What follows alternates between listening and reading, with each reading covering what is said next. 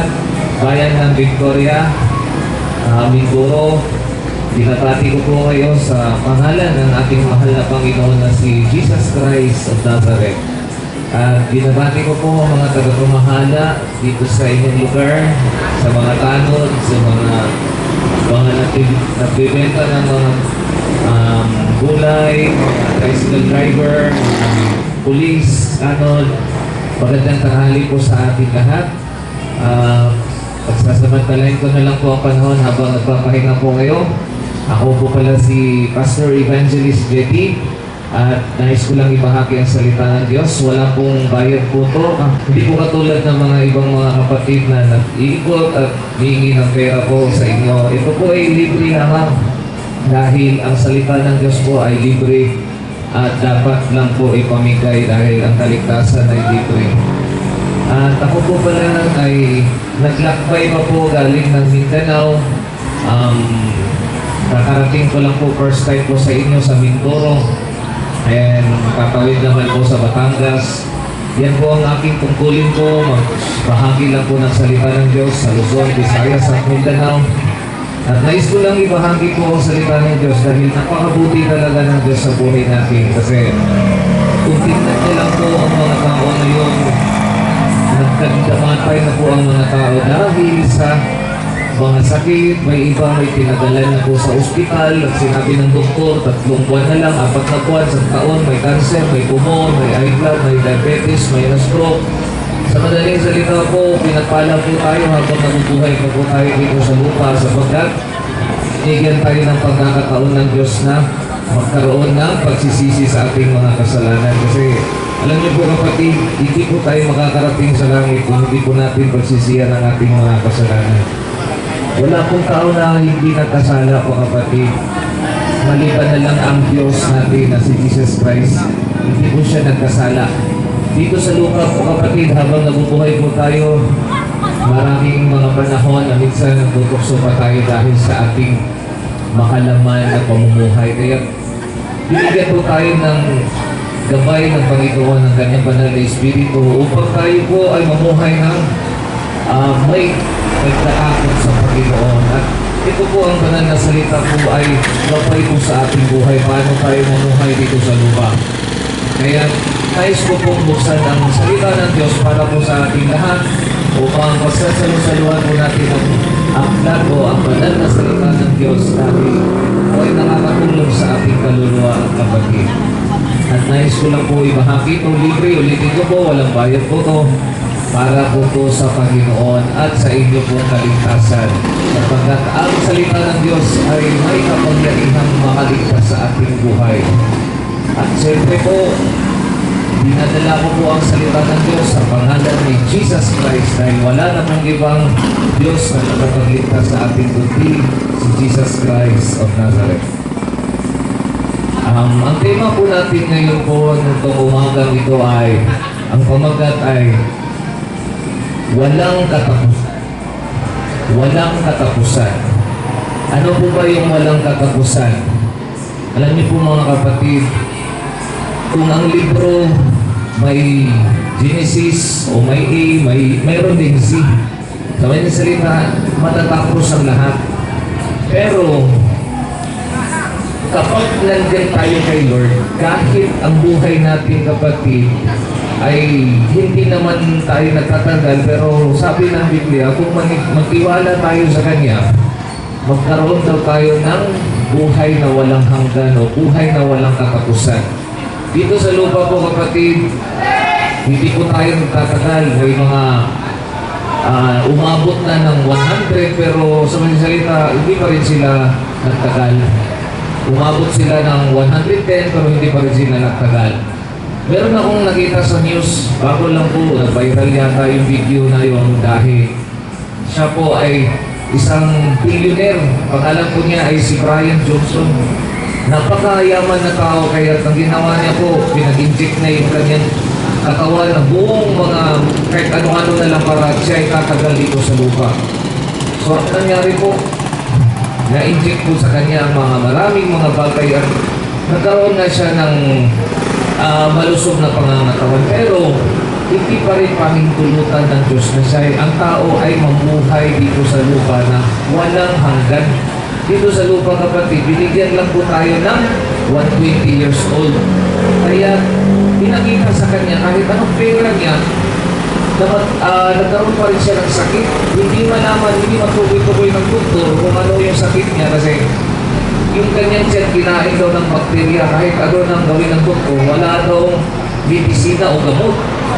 Kaya ang nangyari po, sa resita siya po ay nagkasakit kahit ano na po ang kanyang tinutulok sa kanyang katawan. So, tayong lahat po dito sa lupa, kapatid, ay mamamatay. Kahit ano naman po ang gawin po natin, wala naman tayong magawa kasi ang tao po ay dadaan talaga sa kamatayan. Silang inrili, bakit sila ay umabot ng 110, 100? Umabot sila ng, kasi meron po kasing gamot na tinatawag na stem cells. Yung stem cells po, injection yan, at magpapahaba ng buhay na unti. Ang salita, ang isang inject ng stem cells ay aabot ito ng 3 million. So, na-upload lang ito sa mga senator, sa mga politiko. Pupunta pa sila sa Thailand, pupunta pa sila sa Japan, sa China para magpa-inject, para dagdagan naman ang kanilang taon. Pero, kahit pa umabot tayo ng 100, umabot tayo ng 110, ganun pa rin, kapatid, tayo pa rin ay mamamatay. Yan po tayo talaga babagsak. Yan po ang pinakapangit na malungkot na reality kasi tayong lahat ay mapunta naman talaga dyan. Wala pong pinipili, bata, mayaman, matanda, o kahit sino po dito sa lupa, basta may buhay, tayong lahat ay mawala dito sa lupa. At ang ginawa ng Diyos po, kapatid, hindi po siya nagkakamali. Siguro nagtataka kayo, bakit binuhay pa tayo, mamatay lang pala? Bakit binuhay tayo at bigyan at itatapon lang sa impyerno? Bakit pa lumikha ang Diyos ng impyerno at tayo lang din ay parang basura at itatapon doon? Di ba kung Diyos siya ay pag-ibig, hindi niya gagawin yun? Di ba kayo nagtataka bakit gumawa ang Diyos ng tao dito sa lupa? At bakit ang tao ay mamatay at pagkatapos dyan, papunta na siya sa impyerno? Kapatid, ganito po kasi yan. Bago pa nilikha ang Diyos, ang langit at lupa, meron siya mga anghel sa kalangitan. Yun po ay mga anghel niya na magpupuri lamang sa Kanya. Ngunit, dumating ang panahon po na ang mga anghel ng Diyos ay sumuway sa Panginoon. Nag-isip sila na gusto nilang maging Diyos din.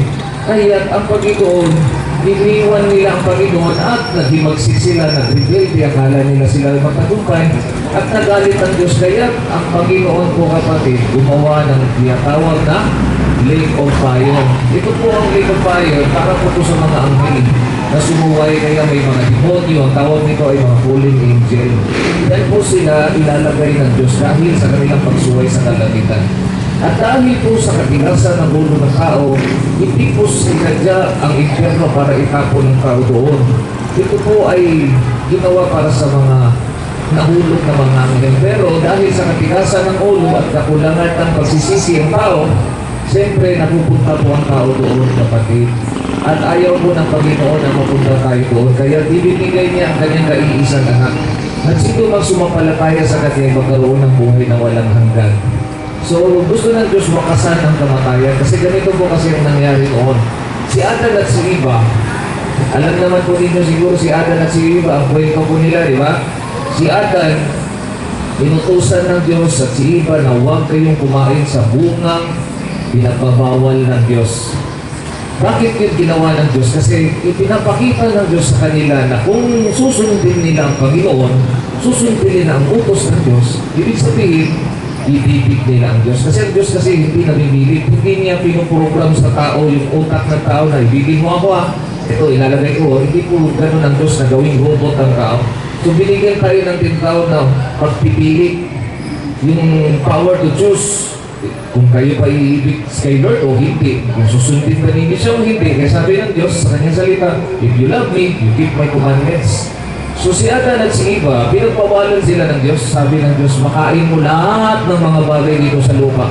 Lahat ng mga prutas, pero maliban lang sa punong kahoy na pinagbabawal mo po. Huwag mong kainin yan. Ngunit dahil nga nakinig sila sa boses ni Satanas, At dahil sabi ng Diyos, kung kakain ninyo, mamamatay kayo. So binigyan na ng Diyos ng choice ang tao na mabuhay na matagal o mamatay. Ngunit ang tao pa rin kapatid ay pumili ng kamatayan. So sumaling salita si Eva, si Adan, pumili sa kasalanan. Hindi ang Diyos pumili kapatid. Ang tao pumili ng kasalanan. Nakinig sila sa boses ng kaaway. Hindi sila nakinig sa Diyos. Ang sabi ni Satanas, sinabi ba ng Diyos yun? Kung kakain kayo, mamamatay kayo. Sinabi lang yun ng Diyos. Di ba? Minsan ganyan ang tao eh. Nagalinlangan. Ito po siguro yan. Sinabi lang ng Diyos yan. Pero sinabi talaga ng Diyos, mamamatay.